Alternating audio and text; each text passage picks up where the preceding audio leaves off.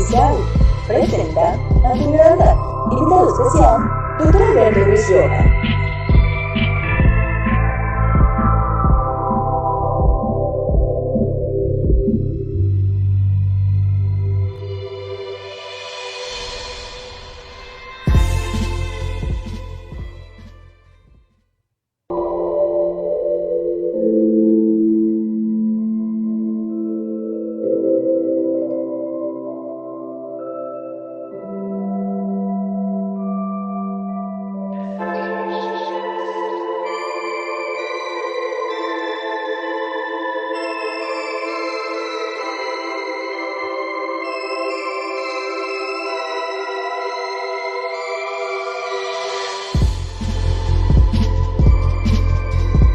Hoy en Noches de Census, ¿qué es la sociología oficial? Presenta Ante Miranda, invitado especial, Dr. Alberto Ruiz Roja.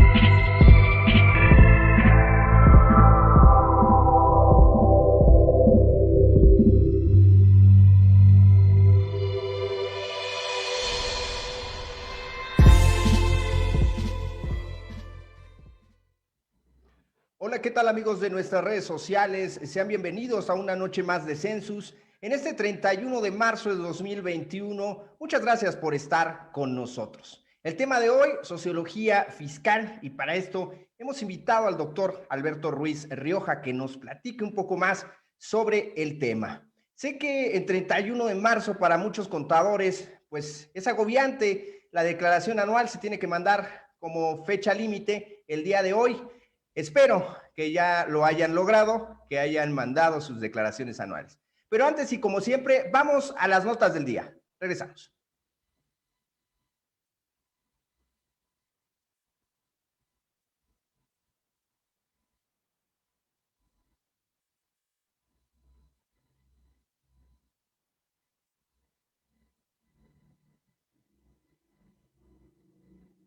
Bien, Hacienda sugiere un incremento del 35% en recursos para el Tren Maya. La Secretaría de Hacienda y Crédito Público sugirió que para la construcción del Tren Maya del 2022 se tengan recursos por 48,988 millones de pesos, lo que significaría un incremento del 35% respecto del año pasado y bien, pues a lo previsto.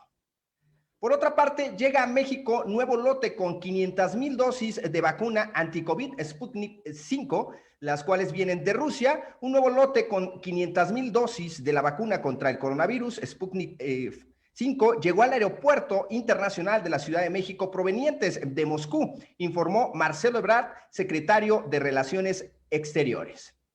Incendio en la Ciudad de México. Ardió Reserva Ecológica del Pedregal en Tlalpan. Este martes, residentes de la alcaldía reportaron a través de redes sociales un incendio en la Reserva Ecológica del Pedregal, ubicada en esta demarcación de la Ciudad de México. Ante esta situación, la Secretaría de Gestión Integral de Riesgos y Protección Civil informó que el incidente se debió a un incendio de pasto en la colonia Fuentes del Pedregal. Tras algunas horas controladas el fuego, los bomberos de la Ciudad de México compartieron desde su cuenta personal de Twitter que había controlado el fuego casi en su totalidad.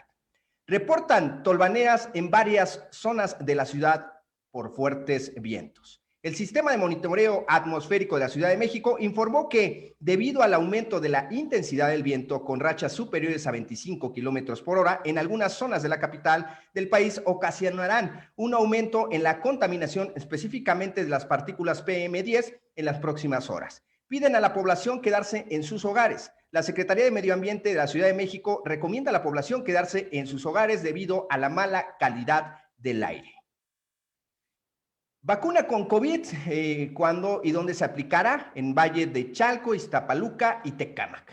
Este miércoles 31 de marzo iniciará la vacunación contra COVID-19 en los 14 municipios del Estado de México. Las demarcaciones cubiertas en esta etapa de inmunización son Tultitlán, Iztapaluca, Tecámac, Valle de Chalco, La Paz, Zumpango, Chicoloapan, Cuautitlán, Acolman, Cuautitlán Izcalli, Atizapán de Zaragoza, Nicolás de Romero, Naucalpan de Juárez y Tlalnepantla.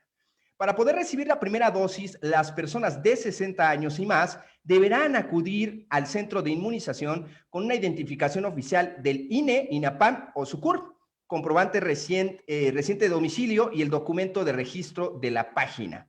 En caso de no contar con esto último, el adulto mayor deberá presentar una copia impresa de la CURP, aunque bien no entendemos como para qué esta parte de los datos. Sin embargo, bueno, pues las autoridades lo están requiriendo. Hasta aquí las notas del día. Regresamos.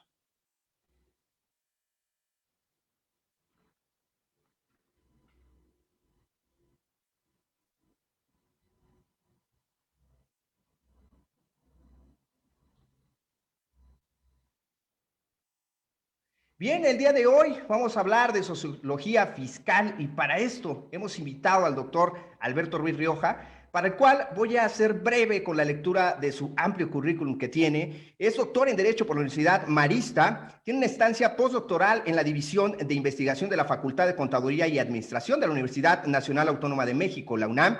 Es maestro en Derecho del Comercio Internacional por la Universidad de las Américas de Puebla. Tiene la especialidad en amparo, es licenciado en Derecho por la Universidad del Valle de México, también es licenciado en Contaduría por la Facultad de Contaduría y Administración de la Universidad Nacional Autónoma de México, la UNAM. También tiene la maestría en Derecho Constitucional y Derechos Humanos. Entre algunos cursos y diplomados, tiene el curso en Sociología Fiscal en el Centro Interamericano de Administración Tributaria.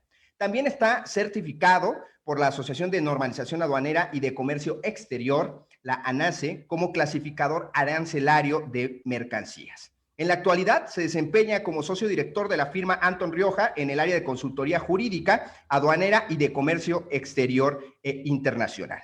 Es asesor fiscal aduanero para diversos sectores del comercio exterior, es conferencista nacional e internacional en materia tributaria, aduanera y de comercio exterior. Cuenta con una experiencia de más de 30 años en el campo de consultoría y capacitación. También ha sido docente en algunas de las universidades, por ejemplo, en el TEC de Monterrey, la Universidad Marista, la Universidad Anáhuac del Sur, la Panamericana, entre otras muchas instituciones. También tiene publicaciones en revistas como la revista Consultoría Fiscal de la Facultad de la Universidad Nacional Autónoma de México, también en la revista Estrategia Aduanera, la revista Erupción y Vanguardia Fiscal, y también ha sido distinguido y nombrado como uno de los mejores asesores de comercio exterior por la revista Estrategia Aduanera, también reconocido como uno de los mejores fiscalistas de México, también es ponente del Congreso Internacional de Contaduría y Administración e Informática. Pues muchas gracias por estar con nosotros, doctor Alberto Ruiz Rioja. ¿Qué tal? Muy buenas noches. Buenas noches, gracias a ustedes por la invitación. Es muy gratificante estar aquí con ustedes y, por supuesto, agradecerle también a toda la audiencia que estén sacrificando estos minutos de su tiempo de trabajo para escuchar el programa. Pero yo creo que a estas alturas de la noche va a ser hasta sano que se tomen unos minutitos de respiro, sobre todo nuestra comunidad de contadores en un día que tradicionalmente es intenso, el día 31 de marzo, ¿no? Por la declaración anual. Por supuesto, muchos amigos que nos están viendo en las redes sociales seguramente ya la mandaron o están todavía con esta parte de quererla enviar. Ya mencionó el SAT que hoy es el último día, no hay prórroga, volvemos a mencionarlo. Y con base en ello, pues bien, nos vemos presionados para que el día de hoy quede la declaración anual de personas morales. Es correcto, es correcto. Bien, doctor. Vamos a empezar con la primera pregunta que yo le decía antes de que iniciáramos este breve charla. Yo no sé qué es la sociología fiscal. Entonces, ¿qué es la sociología fiscal como primera pregunta? Muchas gracias. Bueno, lo primero que tendríamos que definir es qué es la sociología, lo cual no es un tema sencillo, porque incluso los más grandes sociólogos de la historia se han resistido sistemáticamente a dar una definición tajante. Como dato curioso, la sociología, en el curso de introducción a la sociología de Theodor Adorno, que es uno de los grandes filósofos, lo primero que les dijo a sus alumnos es que si estaban estudiando sociología para ganarse la vida, pues estaban en el lugar equivocado, porque la sociología no daba para vivir. Pero además de eso, lo que podemos tratar es un ensayo de una definición muy sencilla de la sociología. La sociología estudia a la sociedad. Y cuando decimos que estudia a la sociedad, eso quiere decir que estudia las interacciones entre todos los individuos que formamos parte de un grupo humano al que denominamos sociedad. Ahora, la sociología fiscal es una rama muy especializada de la sociología que en particular lo que estudia es cuál es el impacto de los impuestos en ese grupo humano que llamamos sociedad y también cómo al revés, cómo el comportamiento social influye en el fenómeno fiscal. Ahora bien, ahí viene es la siguiente pregunta. ¿Cuál es la importancia de la sociología fiscal para nosotros, para un contador como abogados en esta materia aduanera que usted se dedica también? ¿Qué podríamos mencionar que tiene importancia esta materia como sociología fiscal cuando ya se aplica? Digamos de que la única razón de existir de la sociología es su aplicación, y la sociología fiscal no debiera ser la excepción. Uno de los grandes retos que que tiene el sociólogo que estudia una materia, es que él, usted, yo, todos somos parte del fenómeno estudiado. Y en el caso de la sociología fiscal, eso es algo indudable. Se supone que el objetivo de la sociología fiscal es poder predecir cómo va a reaccionar la sociedad ante las leyes fiscales. Lo voy a abordar desde otra óptica. Digamos que el fenómeno fiscal se puede estudiar desde tres grandes ópticas. La primera es la jurídica. Cuando uno es jurista, pues el estudio de las leyes fiscales tendrá que ver con si son constitucionales o si no lo son, si reflejan o no reflejan un tema de progresividad, de equidad, todos los principios que emanan del artículo 31, fracción cuarta de la Constitución, y ahora pues también que las medidas fiscales respeten los derechos humanos. Ese es un estudio jurídico de los impuestos. La otra óptica con la que podemos estudiar el fenómeno fiscal es la económica, es decir, dentro del presupuesto de ingresos, de egresos, cuál es el impacto del pago o el impago de las contribuciones y cómo la creación o la supresión de una contribución influye en el déficit o en el superávit fiscal y por lo tanto en la redistribución de la riqueza en la sociedad. Eso sería un enfoque probablemente económico. Ahora vamos con el sociológico y voy a tratar de explicarlo con un ejemplo. Hay impuestos que determinan cómo nos comportamos en sociedad. Por ejemplo, el IEPS, el Impuesto Especial sobre Producción y Servicios, que ustedes conocen muy bien. Pues una explicación simple de para qué sirve el IEPS sería decir, bueno, sirve nada más para recaudar. La verdad es que es algo más complejo que eso, porque es particularmente un impuesto que suele gravar actividades que o son nocivas para los individuos y por lo tanto costosas para el Estado, como por ejemplo consumir alimentos con un alto contenido calórico, o bien el consumir ciertos plaguicidas que tienen un alto grado de toxicidad, o bien consumir combustibles que tienen un alto impacto en la huella de carbono. Bueno, entonces, si nosotros queremos modelar a la sociedad en cuanto a lo que consume o no consume, una manera de hacerlo puede ser a través de los impuestos.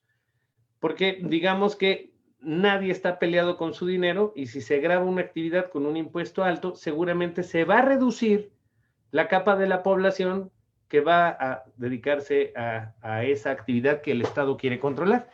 Entonces, de hecho, hay dos enfoques aquí. Hay un enfoque que le llamamos la microsociología y otra que le llamamos la macrosociología.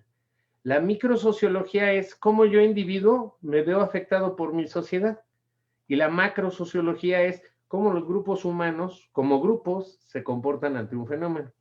Entonces, en el fenómeno fiscal, la sociología fiscal le debería de permitir a los gobiernos del mundo predecir qué va a pasar con su sociedad cada vez que imponen una nueva ley. O sea, a lo mejor un impuesto se ve muy bien desde el punto de vista jurídico, se ve muy bien desde el punto de vista económico, pero si no se estudia, los agregados sociológicos pueden ser un fracaso a la hora de que se trate de implementar ese impuesto. Puede ser rechazado por la sociedad en su conjunto. O bien, se puede tener un efecto en la sociedad pernicioso, más allá de lo que queríamos. A lo mejor nosotros nada más queríamos era una reacción de recaudar y el efecto es el contrario. O al revés, a ver, ahí conocen ustedes un impuesto que se llamó el impuesto de los depósitos en efectivo. ¿Para qué era? Justamente quería entrar en esa cuestión. Vamos a poner un ejemplo en las administraciones pasadas. En el caso de Felipe Calderón, cuando viene con el impuesto al efectivo, con este IDE, vimos una reducción en la cuestión de que se quería incentivar a que la gente utilice el sistema financiero. Sin embargo, la gente se retrayó y hubo gente que dijo, pues, ¿sabes qué? Simplemente no. hubo una retracción. Ahora bien, en el caso de Yetu, que fue muy parecido el efecto, lo que usted me está comentando en este momento, que los gobiernos debieron de haber tomado en cuenta este aspecto de sociología fiscal para saber cómo implementar sus políticas económicas fiscales, que al final tuvieron una repercusión, por si así lo queremos ver, con un estancamiento económico en ese entonces por parte de Estados Unidos y también afectó a México y basado en ello también se tuvo una menor recaudación, ¿no? Entonces se metió, como dice por ahí o decía un antiguo jefe que tenía, se metió un balazo en el pie, ¿correcto? Es correcto. Y hay muchos aspectos que se pueden estudiar acerca de ello, pero le tengo que anticipar que lamentablemente el aspecto sociológico de lo fiscal ha sido sumamente menospreciado por México, por lo menos en los últimos 4 sexenios. Es decir, no hay en este momento, ni lo hubo en el sexenio de Peña Nieto, ni lo hubo en el de Felipe Calderón, ni tampoco en el de Vicente Fox, un esfuerzo por estudiar el fenómeno fiscal a nivel gobierno mediante las variables de la sociología. Ahorita la obsesión de estos últimos 4 sexenios ha sido lo económico y lo jurídico, y ha descuidado lo sociológico. Y usted ya me puso 2 ejemplos de notorios fracasos que probablemente devienen de no haber estudiado la contribución desde un punto de vista sociológico. Ahora bien, viene otra pregunta que tengo. Estuve yo entregando información de una refresquera en aquel entonces, la cual vino el impuesto del IEPS sobre un peso sobre la parte de litro. La intención de ese gobierno era reducir el consumo del refresco porque tenemos un país completamente obeso y mucho es por este tipo de bebidas. No es la única, son muchas, sin embargo, este tipo de bebidas busca una reducción. Sin embargo, al yo sacar esta información para INEGI, que era el encargado, yo nunca vi una reducción en lo más mínimo. Lo único que vi es una parte de recaudación del gobierno, que bueno, le saco una palomita. Sin embargo, algunas de las veces tengo gente en charlas que me dice, oiga, usted que es contador, a ver, explíqueme algo. Si me cobran un impuesto por los cigarros, por la cerveza, por el refresco, ¿a dónde va a parar este impuesto? Y entonces, de forma inmediata, mi respuesta es, esto se tiene que incentivar para enfermedades que crean como el EPO, que crean tal vez como alcoholismo, etcétera, en cuestiones de ingesta en grandes proporciones de alcohol. Sin embargo, no se está dando el presupuesto, esta parte de egresos en la cual gasta el gobierno mexicano. Por una parte dice, te voy a cobrar porque te estás haciendo daño y quiero disminuir la forma en la que te estás haciendo daño. Sin embargo, hemos visto que la tasa de tabaquismo, bueno, la gente que le gusta esta parte de fumar, de las bebidas alcohólicas, de todo esto, no ha disminuido en absolutamente nada, por lo menos en cifras duras. Tampoco el refresco, me tocó verlo y ahí sí puedo decir con datos duros, tenía en la mano. Ahora bien, tampoco se destina este dinero a ese tipo de, que se supone que es la génesis de ese impuesto y es por la cual el senador, el diputado, en esa mesa de diálogo, pues puso sobre la mesa el llevar a cabo pues esta reforma en ley. Sin embargo, no se logra. ¿Por qué? ¿Por qué razón pareciera que las leyes únicamente las hacemos para recaudar? Y está bien, yo no digo que esté mal. Sin embargo, cuando vemos hacia dónde va a parar, es donde dices, caray, o sea, me cobras por algo que me dices que me estoy haciendo daño, sin embargo, por otra forma, no trabajas en verdad en esa parte. Es que ese es el punto. Precisamente las administraciones pasadas, la presente y los últimos 3 sexenios, nunca han evaluado las contribuciones de manera integral a través de la sociología. Usted mismo cayó en la trampa. Su razonamiento fue puramente económico y jurídico, porque el razonamiento fue, yo saqué cifras y no disminuyó. Yo le contestaría ahí que, por ejemplo, depende la fuente. Max Denier nos presentó alguna vez en San Diego las cifras del Centro Mario Molina usted sabe, el Premio Nobel mexicano, en cuanto a consumo de bebidas alcohólicas y refrescos y todo esto. Y el tema no es si disminuyen números absolutos, sino a qué sector de la población queremos atacar. Le voy a dar algunos datos. En México, más del 50% de la población está bajo la línea de pobreza. Eso significa que su economía es meramente subsistencial. Entonces, esa capa de la población es la que le cuesta más dinero al Estado si adquiere una enfermedad crónica. Bueno, pues se supone que si está bien diseñado un impuesto como el IEPS, la capa de la población que va a dejar de consumir el producto es la que menos recursos tiene. Si usted, con su sueldo, obviamente, pues no depende si le suben los cigarros va a seguir fumando porque digamos que no tiene un nivel de economía subsistencial, entonces el impuesto no va destinado a usted. Va destinado a una capa de la población que es la que tendríamos que subsidiar con los servicios de salud gratuitos en una enfermedad crónica. Pero insisto, esto solamente es la hipótesis.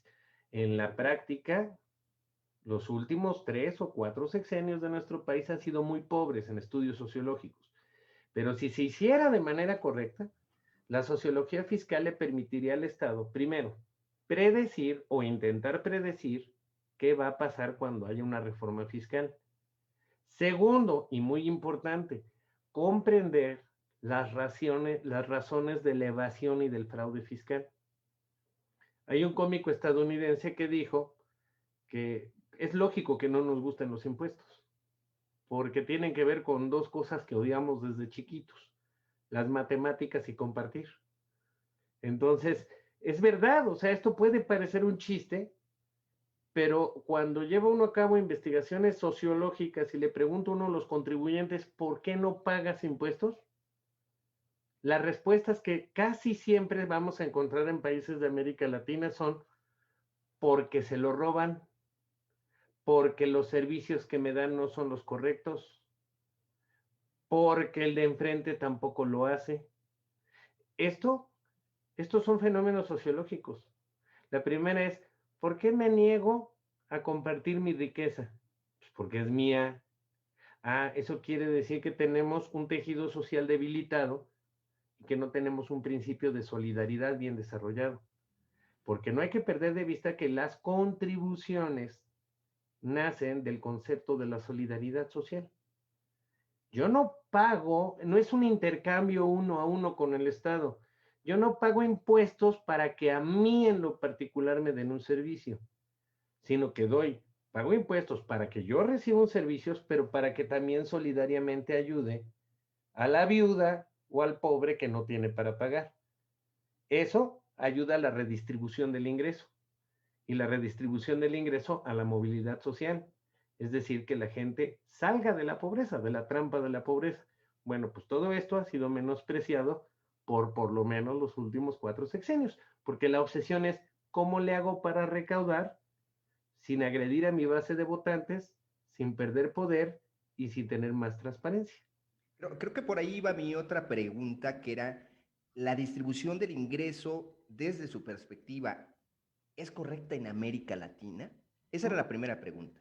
La No, segunda pregunta que tenía yo es si esto tiene que ver con la parte también de la cuestión empresarial. Vimos apenas hace unos meses que se están formando sindicatos para exigir algunas prestaciones a la compañía Amazon, que está enormemente, tiene ingresos enormes, y que están solicitando pues más ingreso para sus propios trabajadores y que visto desde esta parte pues, se me haría válido, dado que pues está amasando realmente una fortuna enorme en la directiva de esta empresa. Sin embargo, bueno, pues la contestación de propio Amazon fue: revisen hacia alrededor las empresas que contratan si les pagan lo que Amazon les paga. La respuesta es, pues no. Sin embargo, las empresas alrededor no son Amazon, no amasan tanta cantidad de dinero y de flujo efectivo. Por consecuencia, pues su retórica o su argumentación es inválida, ¿no? Es desproporcional, no es equitativa, es igualitaria, equitativa no, por supuesto. Sin embargo, aquí estas dos preguntas. La primera es, ¿la distribución del ingreso desde su perspectiva es correcta en América Latina? Esa sería la pregunta. Y la segunda sería, la parte empresarial, tal vez está faltando, no sé, no encuentro la palabra correcta para llamarlo, si una ética, si una solidaridad, una empatía hacia aquellas personas que de una u otra forma también han participado.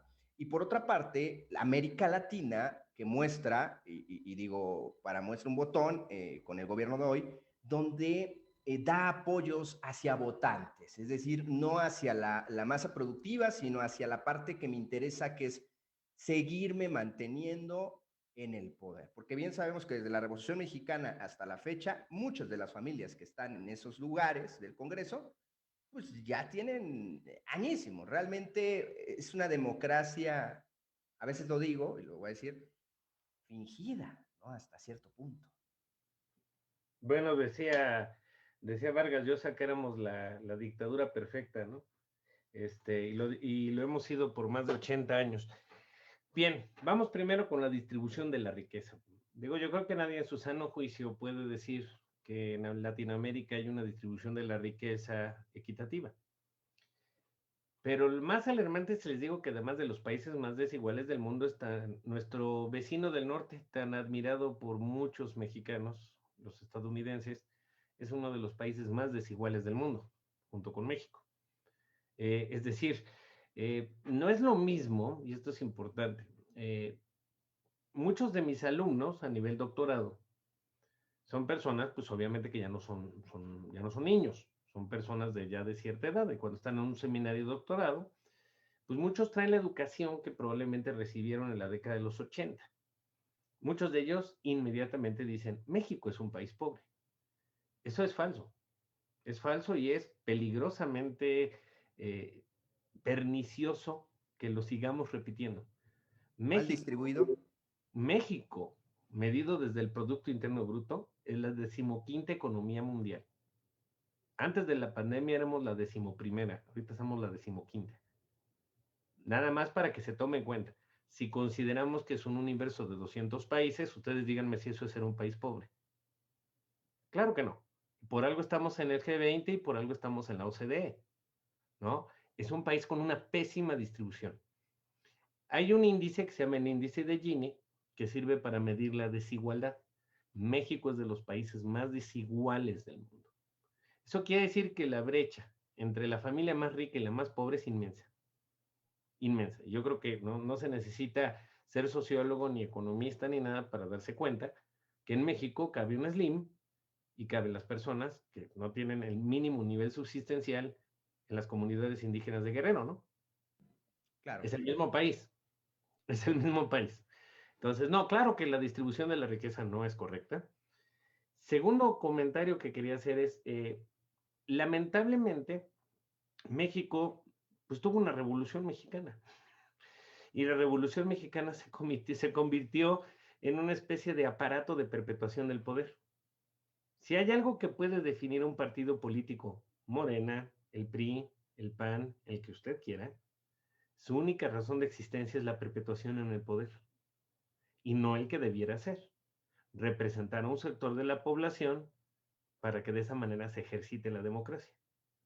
Si lo vemos desde ese punto de vista, los partidos mexicanos son perfectos, sirven para perpetuarse en el poder. Ahora, el clientelismo político ha existido yo creo que desde hace 80 años. Ahora la oposición está muy molesta con el gobierno actual y dice que están comprando conciencias entre los pobres. Pues más bien es que en esta guerra sucia, que diría el ideólogo del PRI, diría, hay que aprenderse a lavar las manos con agua sucia, ¿no? Bueno, pues lo que sucede es que ya se dieron cuenta que en un país a donde hay más del 50% de la población de pobres, pues vale mucho la pena tener contentos a los pobres, porque son 50% de la población que va a votar por ti. Es así de simple. Ahora, regresando al tema sociológico fiscal. Lo que no han visto los gobiernos, los últimos, le digo, me atrevo a decir los últimos 3 o 4 sexenios, incluyendo el actual, es que esto no es nada más un ejercicio de carácter cultural o un ejercicio de carácter, no sé, curioso, sino que la sociología fiscal podría ser una herramienta para elevar el nivel de recaudación. Y es que usted mencionaba hace rato, los empresarios que son a los que hay que apoyar, en gran medida eso forma parte de la cultura fiscal. Me voy a explicar. La cultura la entendemos como las creencias, como los valores, los disvalores que tenemos en una sociedad. Entonces, en la cultura fiscal mexicana, si es que existe, no está el concepto de la contribución como un fenómeno de solidaridad.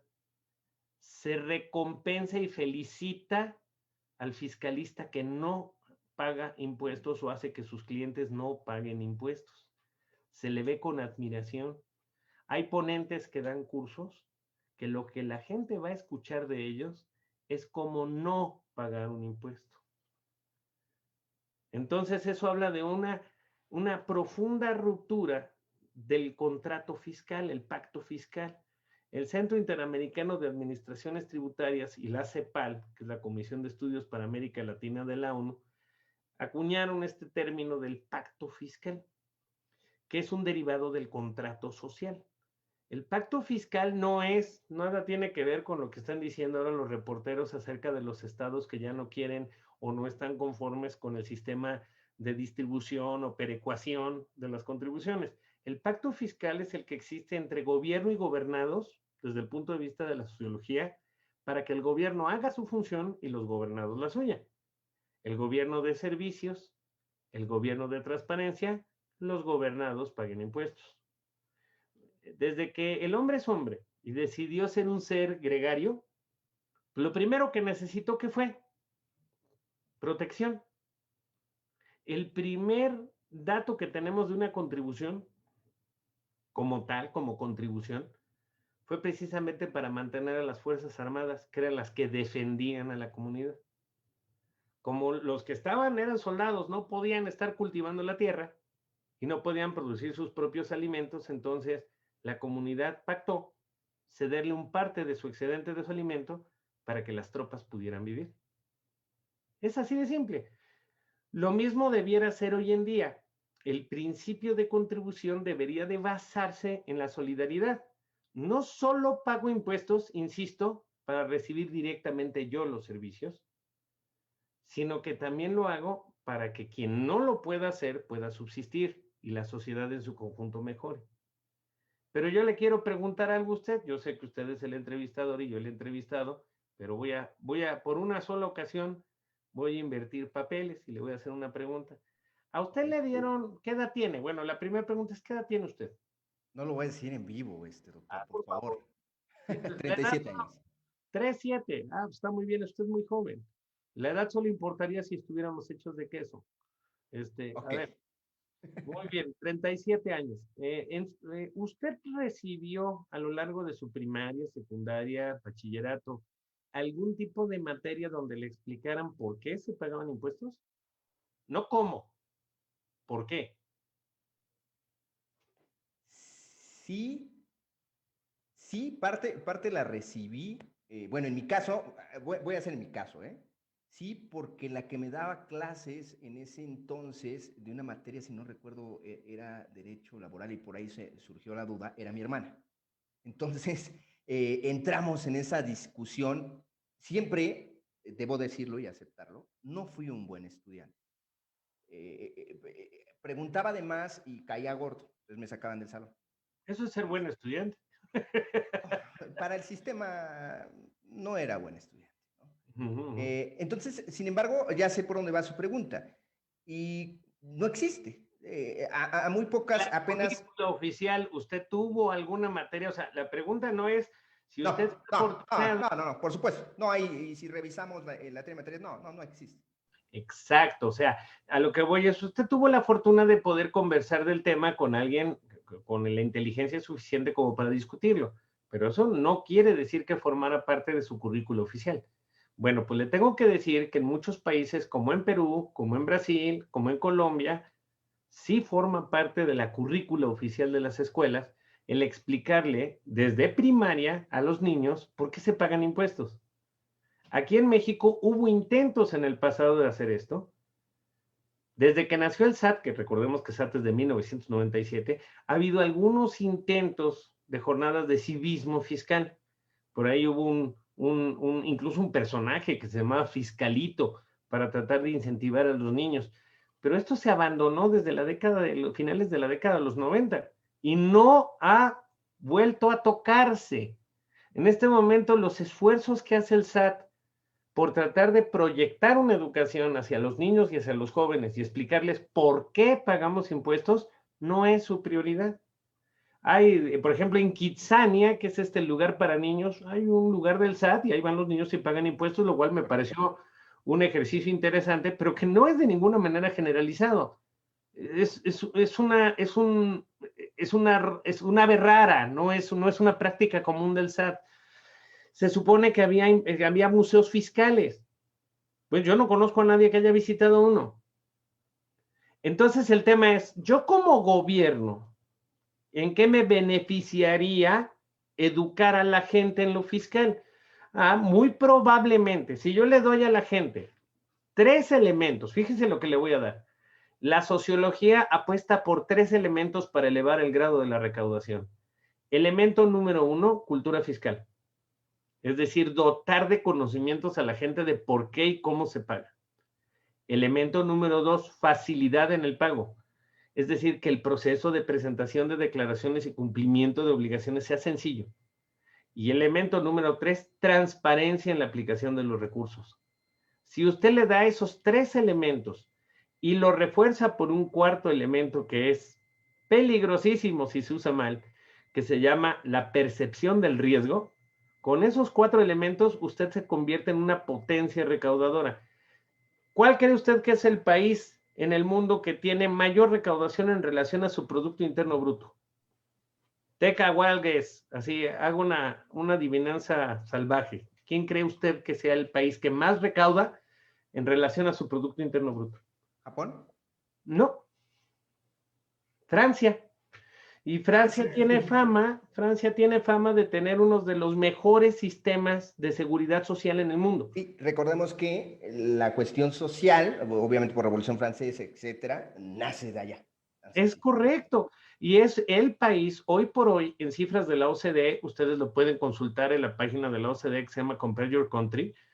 Francia es el número 1 en el mundo en relación a Producto Interno Bruto. O sea, la mayor parte de lo que se genera de riqueza, más o menos como un 40% se va a impuestos. ¿Y qué tengo a cambio? A cambio tengo servicios de calidad. Pero cuidado, insisto, esto es un equilibrio entre la percepción del riesgo y la percepción del beneficio. Es decir, si yo como gobernado percibo puros beneficios, el gobierno me da, pero me doy cuenta que el sistema es vulnerable y lo puedo burlar, el egoísmo humano naturalmente va a hacer que yo no pague.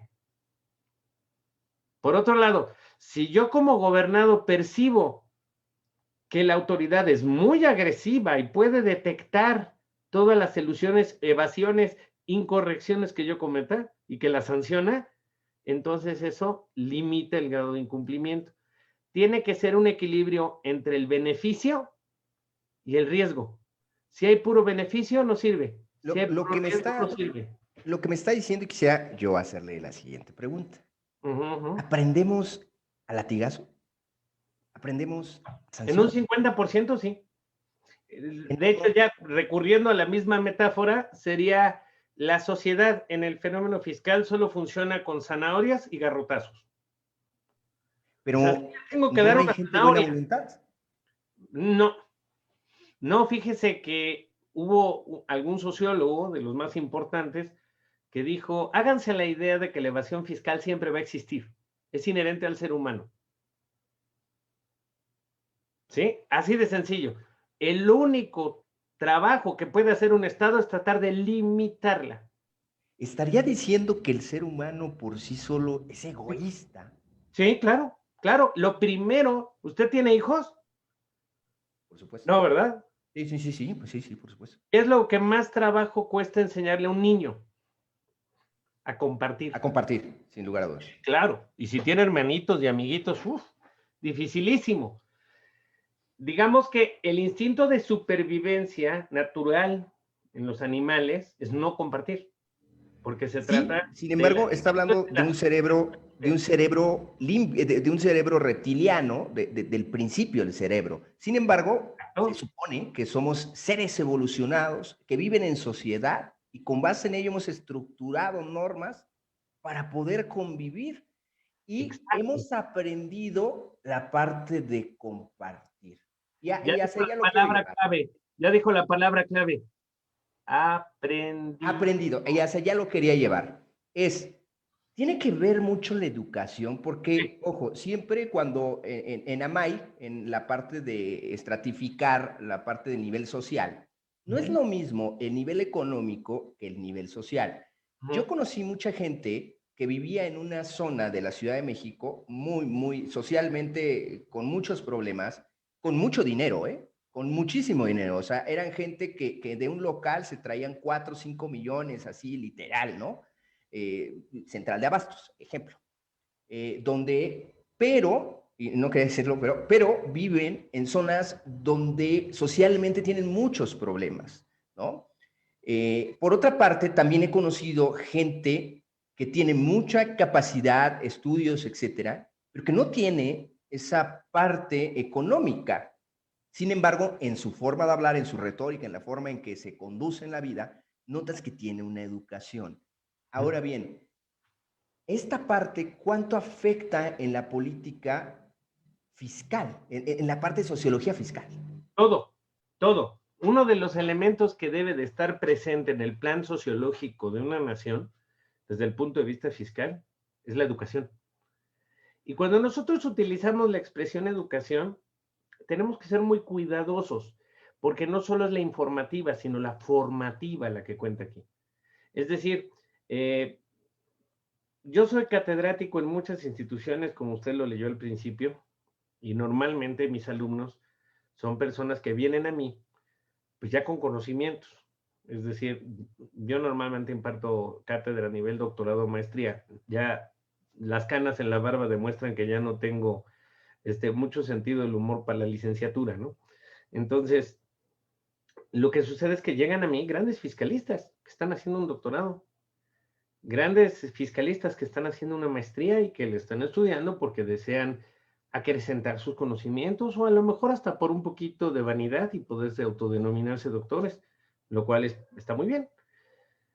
El tema es que normalmente conocen de cabo a rabo la ley de impuestos sobre la renta, la ley del IVA, conocen perfectamente el Código Fiscal de la Federación, han hecho planeaciones fiscales sofisticadísimas que implican un grado de abstracción y de razonamiento bastante elaborado, pero no tienen ni la menor idea de por qué pagan impuestos. Y no tienen absolutamente nada de cultura fiscal. Es decir, de hecho, es normal que yo cuando doy esta materia tenga que luchar contra mis propios alumnos para hacerles entender la función solidaria de los impuestos. O sea, yo les decía, observen ustedes, y esto sucede mucho en las clases de los cursos de actualización fiscal. Cuando tú eres expositor en un curso de actualización fiscal, tú puedes tomar una posición bastante cómoda, porque cada vez que tú analices y expongas una reforma fiscal en un foro público, si dices que es una porquería, el 90% de la gente te va a aplaudir. Sea el gobierno que sea. Le doy un dato importante. Yo llevo impartiendo cátedra más de 20 años. Ya voy para 30 años. Es decir, que me ha tocado ver lo que la gente pensaba de Calderón. Bueno, diría yo, desde antes, de Zedillo, luego de Calderón, luego de Fox, luego de Peña y ahora de Andrés Manuel López Obrador. Y en todos estos sexenios, el común denominador es que los fiscalistas expertos que vienen a tomar clases conmigo odian con toda su alma las medidas fiscales. Consideran siempre que son injustas, que el que escribió la ley es estúpido y que lo hizo por razones erróneas. Eso es un fenómeno sociológico digno de estudiar. ¿Cómo, habiendo cambiado los signos de los partidos, las ideologías, los funcionarios, las legislaturas, el común denominador en nuestro país es que la gente percibe a la autoridad fiscal como un ente del que parte todo el mal? ¿No se le hace que eso es digno de estudiarse?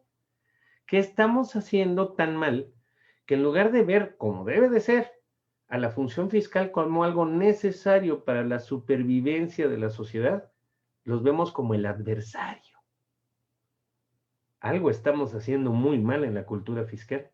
Y volvemos a lo mismo, son comportamientos aprendidos.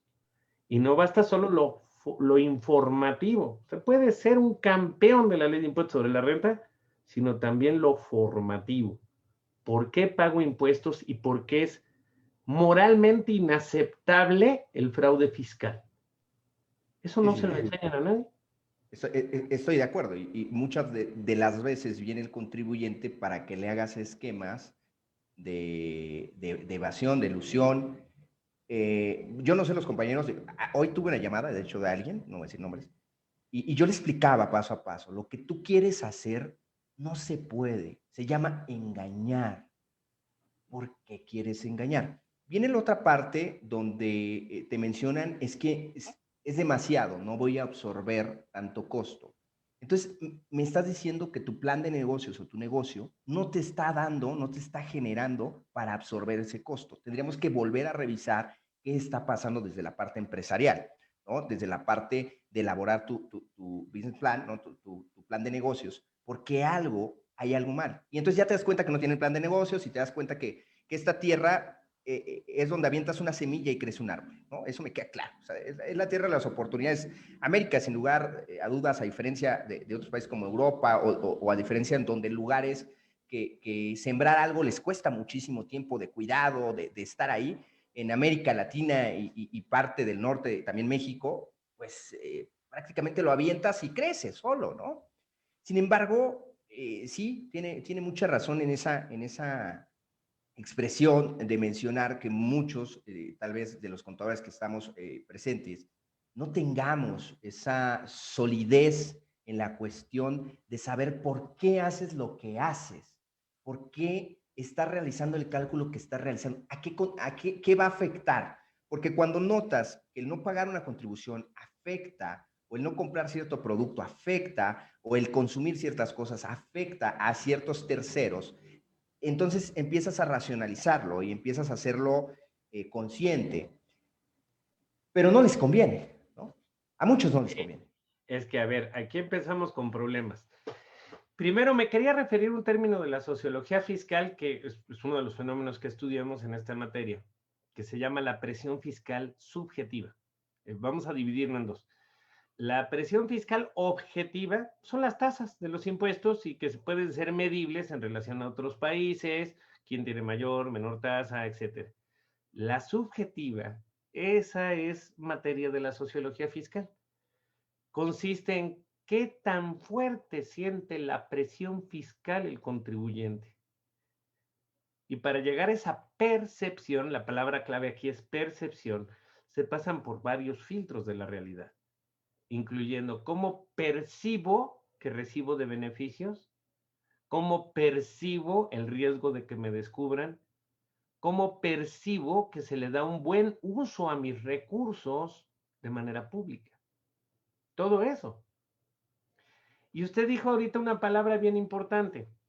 Bueno, primero, dijo algo que si me permite, lo voy a tomar, ni modo, así somos los que nos dedicamos a estudiar estas cosas.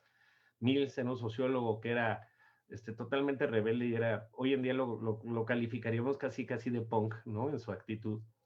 Y Mills decía algo muy cierto, dice, el sociólogo convierte en extraño lo familiar.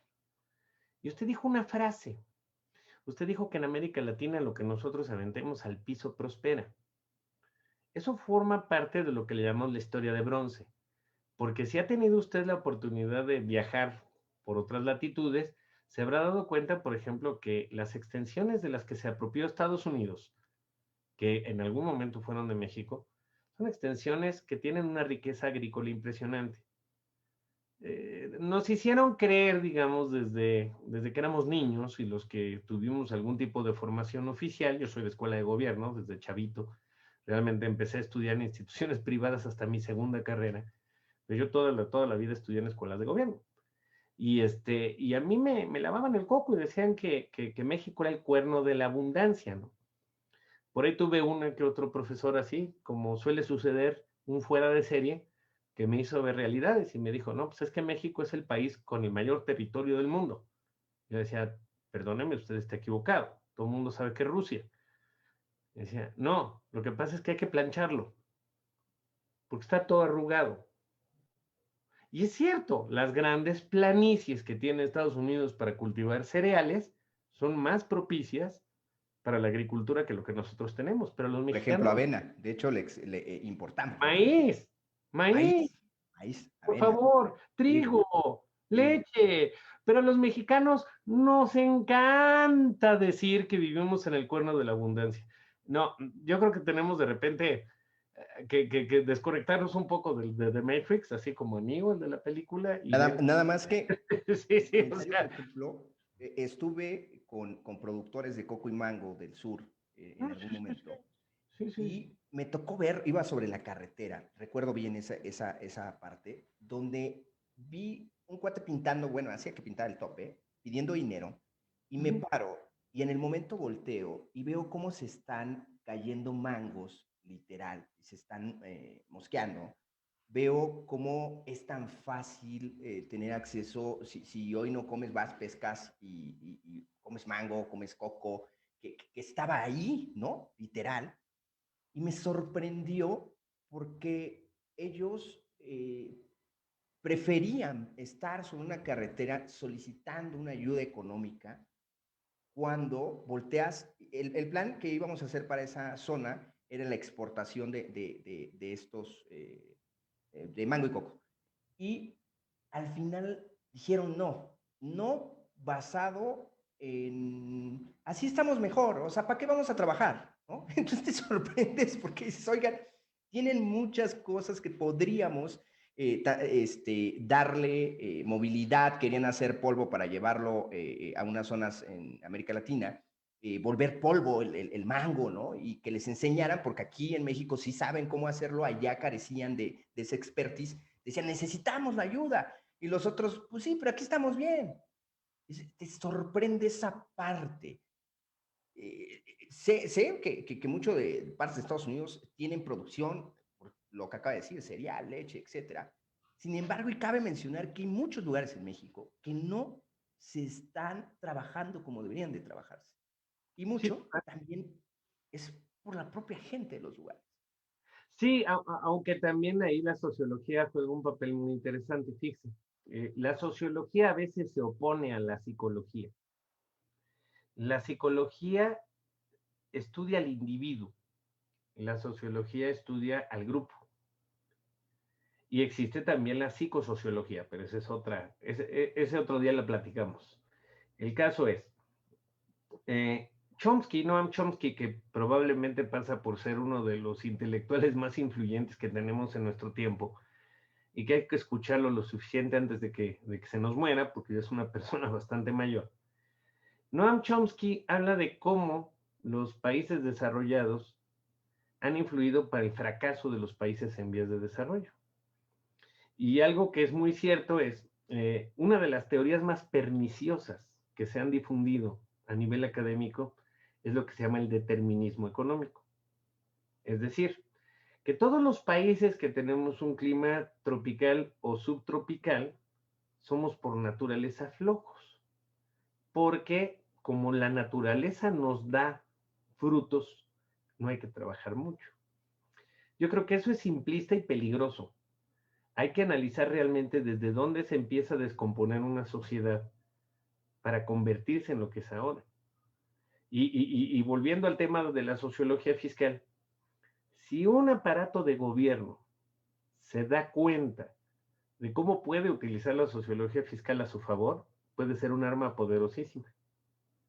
Porque básicamente se trata de controlar al grupo humano. Déjeme decirle que ahí es a donde entramos en un tema. Las recetas, que obviamente no hay dos países idénticos y no hay dos sociedades idénticas, pero las recetas que recomienda la sociología fiscal dije que era percepción de riesgo, percepción de beneficio, facilidad en la contribución y luego dije la que mata y por la cual los gobiernos revolucionarios mexicanos no han querido estudiar las contribuciones desde un punto de vista sociológico. transparencia. O sea, el identificar de manera precisa hacia dónde se van los recursos recaudados. Que sea fácil para nosotros como gobernados el hacernos de esa información. Pero más allá, hoy en día no nos podemos quejar. México, por ejemplo, forma parte del Open Government Partnership, que es una asociación que impulsó el presidente Barack Obama, y nosotros estamos de los países del mundo, digamos, en uno de los de fase intermedia avanzada en cuanto a revelación de la información gubernamental. En el sexenio actual se lograron abatir más de un 30% de la caja negra del gasto público. Y ojo, esto lo pueden ustedes ver en estudios de asociaciones civiles no partidistas como GESOC. ¿Sí? No es un tema de lo que dice el gobierno y su aparato publicitario, no, hay estudios serios financiados por la Hewlett Foundation y por la Organización de las Naciones Unidas. O sea, se ha logrado disminuir la caja negra del gasto público. Porque, ¿sabía usted que en el sexenio de Peña Nieto cerca del 80% de todo lo que se gastaba en programas sociales no calificaba de transparente? Y que de ese 80%, más o menos el 30% estaba en la caja negra, o sea que de plano no sabíamos ni siquiera si el dinero llegaba a los destinatarios. Entonces, la transparencia en la aplicación de los recursos es, sin lugar a dudas, un requisito para una sociedad sana en lo fiscal y para que la gente colabore. Pero no basta con eso. Hay que educar a la gente para que le interese saber esa información. Es que esa es la parte, digo, más compleja, ¿no? Porque mucha gente, pues ahí está la información, ¿sí? Y luego, ¿quién la revisa? ¿Quién le gustaría meterse a eso? No les da igual, ¿no? No es algo que les quite el sueño. Sin embargo, por otra parte, quejándote de los malos gobiernos que tienes. Sin embargo, no te propones o revisas el por qué o los por qué o a dónde. Coneval manejaba mucha esa información de programas sociales y decía qué tanto había sido efectivo o qué tanto no había sido efectivo, ¿no? Esta parte. Podríamos ver ahí las tendencias sobre los programas sociales y dónde iban o dónde fueron utilizados, pero muy pocos conocían hasta qué es Coneval, ¿no? Inclusive creo que en este sexenio dejó de existir, ¿no? Bueno, sí, y déjame decirle que esa es una discusión muy ardua que algún otro día podemos intentar, pero también es que esto tiene su lado oscuro, y es que la sociología se puede utilizar para bien o para mal. Como finalmente es el estudio de los grupos sociales y tratar de predecir hacia dónde vamos, pues también se puede hacer un estudio de sociología inversa, o sea, qué es lo que no hay que decir para mantenernos en el poder, qué es lo que no hay que decir. Oye, fíjate, lo justo sería que todos los informales pagaran impuestos. Sí, claro. Y además utilizaríamos el sentido de justicia de Ulpiano, ¿no? Darle a cada quien lo que corresponde, ¿no? Así de sencillo. Sí, lo malo es que si tú haces eso, se te va el voto cautivo de 25% de la gente en la economía, digamos, de subsistencia, 30%. ¿Cuántos millones de mexicanos viven hoy en día en la informalidad? Muchísimos. O utilizar la otra parte del engrama psicológico para utilizar frases y colocarlas de forma perfecta. Vimos a Donald Trump hace unos años, vimos aquí a alguien más, ¿no? Colocar frases exactas en el momento exacto para buscar adeptos. Y lo que decía ahorita, la psicología, pero la psicología social, ¿no? Esa parte, ¿qué materia es? ¿Psicosocial o materia? Sociopsicología o psicología social, es que puede ser de los dos extremos, porque la psicología es el individuo hacia el grupo, el individuo por sí mismo, y la psicología social o sociopsicología es el grupo, cómo afecta en la psique de un individuo el pertenecer a un grupo. El primer Esta estudio... última que acaba de manejar Ajá, ajá. quedó con muchos, y no nada más el país, no nada más fue en Estados Unidos, no fue en México, han sido muchísimos países que sus líderes, bueno, si podemos decir líderes, han hecho eso. Han utilizado el arte, la ciencia, para la ciencia oscura, yo le llamaría, ¿no? De hecho, dato curioso, el primer estudio sociológico que se tiene registro fue de Durkheim. Y él hizo un estudio para ver quiénes se suicidaban más en Alemania. El estudio del suicidio de Durkheim es un clásico de la sociología. ¿Sabes? ¿Quiénes se suicidan más? Ah, pues se suicidan más los hombres ricos y protestantes que las mujeres, los pobres y los católicos. Parece una cuestión muy simple, pero en realidad lo que se deviene de ahí es interesantísimo, ¿no?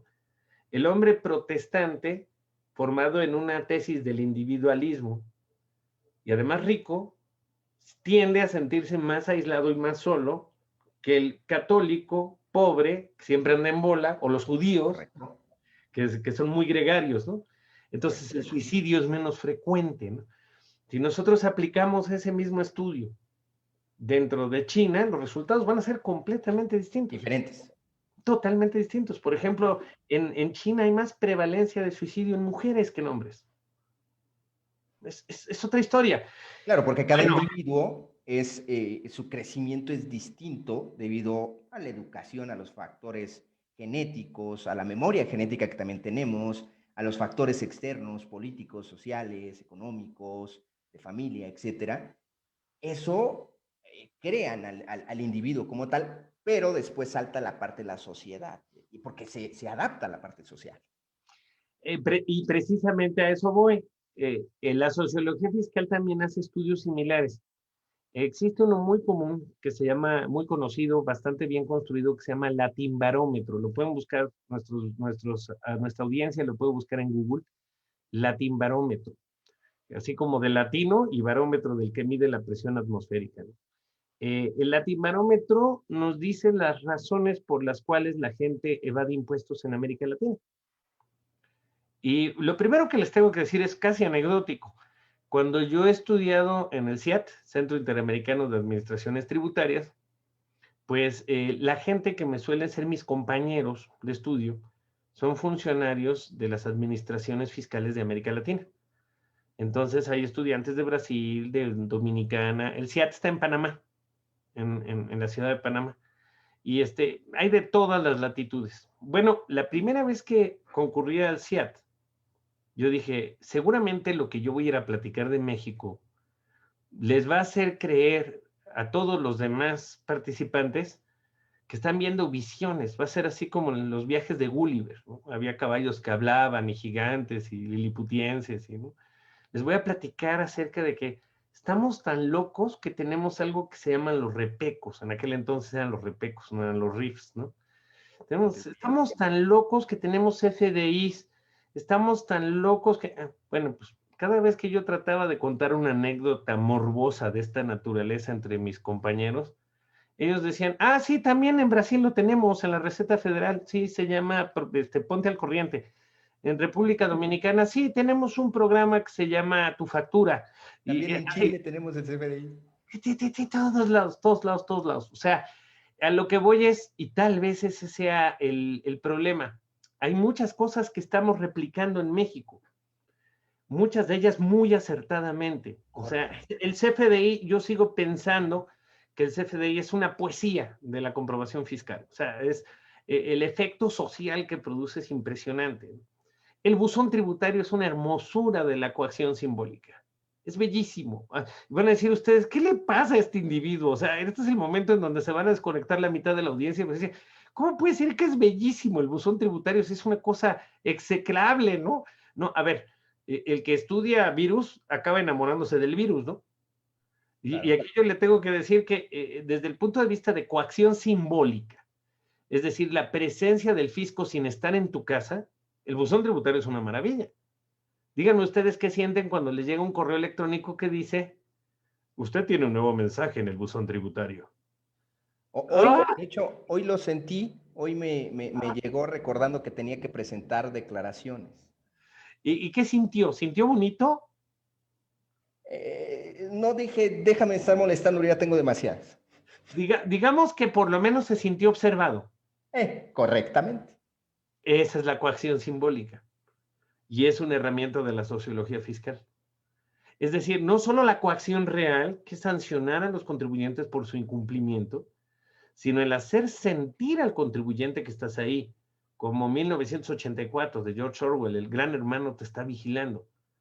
Entonces, desde ese punto de vista, el buzón tributario es bellísimo, porque sientes que te va a llegar en cualquier momento un comunicado horrendo o una notificación de que ya estás bajo facultades de comprobación, o peor aún, un 42 fracción novena del Código Fiscal de la Federación, una auditoría. Una revisión. Claro, nada más que volvemos a lo mismo. Entonces usted apuesta por esta parte de que aprendemos a fregadazos, a garrotazos, a garrotazos. Sí. Y entonces hay que ponernos... a garrotazos y con zanahoria, las dos. Zanahoria y garrote. No puede ser puro garrote, no puede ser pura zanahoria. Tiene que ser un balance entre la percepción del riesgo y la percepción del beneficio. Quíteme de la duda, ¿es Pablo? Sí, el que habla sobre el acondicionamiento. Pablo, entonces sí. le tocas y sale el ratón en chinga, ¿no? Y ahora ya hay queso, y luego ya no hay queso, ¿no? Sí, exacto. Estás acondicionando. Sí. Cuando veo, los amigos que nos están viendo por las redes sociales, seguro van a decir, bueno, esto ya se desenfocaron. Sin embargo, eso también tiene que ver con la parte de la sociología fiscal. Claro, porque tú, a ver, si tú tienes un plan de sociología fiscal como gobierno, no nada más es lo bonito, o sea, digamos, la parte bonita, la parte que sería muy útil y que México ha descuidado terriblemente, es la educación cívico-fiscal desde la primaria.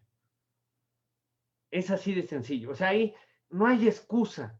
Los gobiernos mexicanos lo menosprecian, no lo consideran necesario, les parece que es presupuesto tirado. Vaya usted a saber, déjeme decirle que en otros países de América Latina no es así. La Receta Federal de Brasil tuvo unos resultados maravillosos con sus programas dedicados a los niños. Había hasta caricaturas acerca de aventuras fiscales. Hay estudios que demuestran que esa generación incrementó en su tributación un 20% con respecto a sus predecesoras. Así de sencillo. Ok. Porque genera la sensación de, híjole, si yo no pago estoy haciendo algo malo. La sensación que tienen mis amigos fiscalistas hoy en día, y lo digo con todo cariño y respeto, es que en lugar de ser una conducta deleznable, no pagar contribuciones, demuestra inteligencia, demuestra estudios, claro, demuestra viveza. Y déjenme decirles que lo preocupante es que este mismo fenómeno no es exclusivo de América Latina, es un problema mundial. Si no, ¿por qué existe precisamente el plan BEPS de la OCDE? La erosión de la base gravable es un fenómeno mundial en donde realmente los millonarios actuales son apátridas fiscales. Y lo preocupante es que desde el punto de vista sociológico, si tú eres una persona que prefieres llevarte tu dinero a Andorra para no pagar impuestos, quiere decir que no tienes el mínimo vínculo patriótico con tu país. Claro, por supuesto. No tienes ninguna identificación cultural, te sientes una mera víctima de las circunstancias. Naciste mexicano porque tuviste muy mala suerte, porque si no, o sea, ya te hubieras ido. O sea, ustedes saben que yo he ido a colegas de alto nivel, decir, ay, si sigue este gobierno así, yo me voy a San Diego, ¿no? O sea, dices, ah, caray, o sea, ¿cuál es tu vínculo, aunque sea remotamente, con esto que llamas tu patria? Ah, bueno, eso, más allá de darnos golpes de pecho y desgarrarnos las vestiduras, nos tenemos que preguntar, ¿qué hemos hecho tan mal en la educación que no hemos logrado crear el tejido de solidaridad? Eso no se nace así. Si ustedes piensan que se nace cumplido fiscalmente, no es cierto. Dato importante, ¿sabe usted cuándo surge la sociología fiscal y por qué surge? Resulta que las dos primeras escuelas de la sociología fiscal fueron la austríaca y la italiana, y fue después de la Gran Guerra, y básicamente era porque la gente no pagaba impuestos. Entonces, de hecho, la sociología no tiene tampoco mucho. No tiene mucho. No tiene mucho. Y Schumpeter, que fue uno de los principales exponentes de la escuela austriaca, su función, encomendada por el gobierno, era, a ver, estudia por qué la gente no paga. A ver, ya les dimos una ley que es más o menos comprensible, es más o menos fácil pagar, y la gente sigue sin pagar. ¿Y saben qué encontraron? Interesantísimo. Schumpeter y luego Pugliani, en la escuela italiana, encontraron un término que se llama la ilusión fiscal. Resulta que en aquel entonces lo que la gente pensaba era que el Estado tenía suficientes recursos y por lo tanto si ellos no pagaban no pasaba nada porque el Estado era inmensamente rico.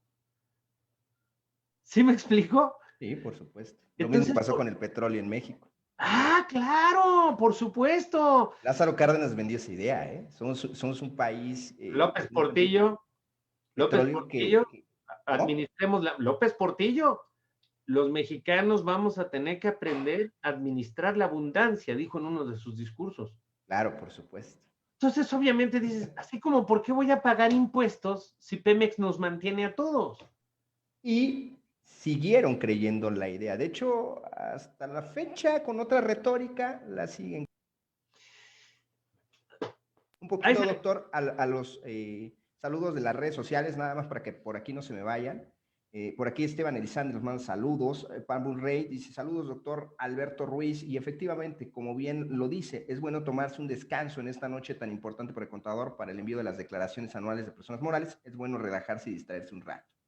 Juan Manuel Duarte dice un fuerte saludo al doctor Alberto Ruiz Rioja desde Durango, le extrañamos. Ruth les manda también saludos, felicidades de expositor, muy interesante la exposición. Por aquí Luis nos manda saludos desde Mérida. Por aquí Alejandro Ramírez dice saludos al doctor. Yulixa, saludos desde Colombia. Gracias a los amigos de Colombia, el Perú, que a veces nos sintonizan en este programa. Luis Felipe dice, es correcto lo que afirma el doctor, los pensamientos de quien trabaja y paga impuestos también la autoridad ve como defraudadores a los particulares. Eres culpable hasta que se muestre lo contrario, digno de estudiar. Teresa Martínez dice, buenas noches, Doc, ya está con Matrix, ya nos desconectó. Por aquí, Luis Felipe, súper, doctor, excelentes comentarios, excelente tema, ¿no? Aquí las personas, muchas gracias por los saludos, muchas gracias por bueno, pues estarnos sintonizando en esta noche de declaraciones, lo sé, pesada para el contador público. Muchas gracias por estar con nosotros. Vamos a los últimos ya 5 minutos de este programa, ya llevamos casi hora y media y la sentí súper rápida, ¿no? ¿Cuál será el próximo tema que nos regale para platicar también? Me gustaría que lo dijera, ¿no? Si lo vamos a tener con otro tema por aquí, con gusto, con gusto. Soy ignorante ante este tipo de temas y creo que aprendo mucho de lo que comenta. Y espero que lo más importante también es que los demás que escuchen se lleven algo, se lleven una introspección, qué estamos haciendo, por qué se pagan impuestos, cuál es la intención, de preguntarnos, ¿no? Siempre preguntarnos el por qué hacemos lo que hacemos, ¿no? Es que, a ver, es la sociología fiscal incluso nos lleva a ese extremo, a preguntarnos, a ver, ¿cómo es posible que se vea al contador como un instrumento para pago de impuestos? ¿Qué tuvo que pasar en la sociedad como para que tú estudies 10 semestres de una carrera, por lo menos en mi primera carrera que fue contador fueron 10 semestres? Creo que ahora ya son más pequeñas, pero en aquel entonces eran 10 semestres. La segunda ya me hice abogado y me fui más por el lado jurídico. Y luego ahora ya estoy metido en estas marcianadas. Pero bueno, el caso es, pues yo comencé como contador, estudié 10 semestres, 5 años de mi vida. ¿De veras 5 años de mi vida fueron nada más para pagar impuestos? Por supuesto que no. O sea, la contaduría es una ciencia social rica, abundante, que habla de finanzas, de interpretación de los estados financieros, de presupuestos, de costos, habla de muchísimas cosas. Y lo que ha sucedido en nuestro país es que precisamente por esta presión fiscal subjetiva, por esta falta de desarrollo sociológico contributivo, se ve al contador como un mal necesario para pagar impuestos. Y eso es muy triste. Es como tratar de decir que los médicos solo sirven para cuando ya te estás muriendo. Pues no es cierto. O sea, un médico puede servir para prevenir que tengas una enfermedad. Un contador de la misma manera, ¿no? Puede implementar controles internos, te puede ayudar a detectar las dolencias de tu empresa. La mayoría de los empresarios piensan que la única función de un contador es pagar impuestos. ¿Y eso cómo se llama? Falta de cultura fiscal, de desarrollo de la cultura fiscal. O sea, vamos a entendernos. Lo que acabo de decir fue una barbaridad. Todos los países tienen cultura fiscal. Lo malo es cuáles son los valores que tiene esa cultura fiscal. Claro. Vamos a definir a la cultura como valores, creencias, ¿sí? Que tiene un determinado grupo humano. Entonces nosotros aquí en México tenemos nuestros valores y nuestras creencias en lo fiscal. En México se cree, 1, todo lo que se paga se lo roban. 2, ¿por qué de pagar yo si el de enfrente no paga? Claro. 3, todos los que trabajan en el SAT son malos, son personas del mal. Son creencias, ¿sí me explico? O sea, no, en tanto que son creencias, pues no tiene por qué haber una justificación lógica o racional. Son creencias. ¿Sí nos vamos entendiendo? Y del lado de la autoridad es, todo contribuyente es un evasor potencial hasta que se demuestre lo contrario. Tú búscales, siempre tendrán un error. Estoy diciendo creencias ahora del lado de la autoridad. Claro. ¿Sí? Entonces, ese tipo de disvalores y ese tipo de valores se pueden reconfigurar, pero tendríamos que empezar desde los niños.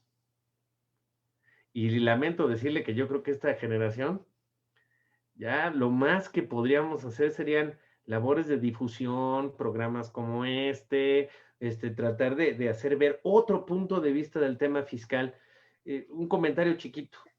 Cuando el actual presidente dijo que ya no iba a haber impuestos, sino que iba a haber contribuciones, toda la comunidad fiscal se le fue encima y le dijo que era un ignorante porque no había leído el Código Fiscal de la Federación. Volvemos a lo mismo. No es lo mismo estudiar el fenómeno fiscal desde el punto de vista jurídico, económico o sociológico. Y en sociología le llamamos contribuciones al fenómeno fiscal más elevado, al que más vale la pena en una sociedad, que es cuando la gente contribuye voluntariamente. En esta materia, hablar de tributos es despreciable. El tributo lo pagas porque no te queda de otra, porque te tienen amarrado y porque eres un sojuzgado. El impuesto porque está en la ley y la contribución porque ya desarrollaste un grado de conciencia de que sin tu contribución no puede haber sociedad, no puede haber tejido social. Ahí lo dejo de tarea. Y si que me quieren invitar en un futuro a que hablemos de esto mismo, pero en proyección internacional, podemos hablar del fenómeno de BEPS, cuál es el impacto sociológico, cómo influye en la distribución de la riqueza a nivel mundial y las distorsiones a la realidad que estamos viviendo hoy en día por la erosión de la base gravable. Y con todo ya lo estaremos invitando próximamente. Claro. UCNCS Global, la cual se va a transmitir seguramente pues, a muchos países a través de esta plataforma, también en colaboración con Census Capacitación. Y seguramente ya habrá tema para charlar con otras personas en otras latitudes, como puede ser Chile, Argentina, Colombia, Perú, y bien compartir puntos de vista y bueno, pues hablar del tema tributario en general, ¿no? Bien. Así es. Amigos de nuestras redes sociales, recordarles que tenemos próximamente nuestro diplomado del contador prácticamente, en el cual vamos a estar regalando, vamos a tener varios regalos, entre ellos, por aquí me pusieron un reloj Hugo Boss, el acceso a un diplomado de impuestos, y entre muchos premios. Recordar que esto es del día 19 al día 25 de mayo, el diplomado del contador que tenemos aquí en Census Capacitación, dirigido para ustedes, por favor. Si es de su interés, mándenos mensaje. También recordarles que este 6 y 8, su servidor va a dar la parte del taller de declaración anual de personas físicas. Ahorita está el simulador todavía, no la pueden enviar, no pueden solicitar su devolución de una vez, se los comento, porque le está pique, que dónde la mando. No pueden hacerlo. Sin embargo, bien, ya para estas fechas, creo que ya van a tener el sistema completamente abierto. También recordarles que no van a salir de vacaciones porque hay pandemia, lamentablemente, y bueno, hemos organizado un plan que se llama La pandemia te arruinó tus vacaciones. Bueno, Census tiene para ti esos increíbles paquetes para que te quedes en casa con nosotros, e inviertas en tu tiempo actualizándote y bien, pues como ahorita acaban de escuchar, también educándonos. Y por mi parte es todo. Ya vamos a entrar al otro programa de Rompiendo Paradigmas prácticamente ya en unos minutos. Doctor, muchísimas gracias por haber estado con nosotros. Espero que hayamos hecho esta conversación amena, que le haya gustado. Y bueno, pues sí, en otro programa invitado le mandaremos mensajito por ahí. Recordar que estará también nuestro diplomado de impuestos, que prácticamente empezamos en el mes de junio. Ya les estaremos platicando, no me quiero adelantar. Y muchísimas gracias por estar con nosotros, en verdad. Al contrario, muchas gracias, por supuesto, a Census Capacitación con Sentido, a todos los amigas y amigos que nos vieron incluso desde otras latitudes. Saludos a Colombia, Perú, a el DIAN, es todo un tema de estudio, el SUNAT, todo un estudio por allá. Son gente muy estudiosa allá en Perú, son muy buenos para el tema fiscal, ¿eh? Y en Colombia también son buenísimos. Reciban un abrazo y, por supuesto, con todo gusto aquí los estaré saludando en un futuro. Muchas gracias. Bueno, pues muchísimas gracias. Nos despedimos. Noche de Census, 31 de marzo de 2021. Antes de despedirnos, quisiéramos mandarle un abrazo a José Quintos, colaborador de Census Capacitación, el cual el día de hoy perdió lamentablemente a su padre, el cual también es primo político mío. Mandamos un abrazo. Gracias. Gracias. Buenas noches.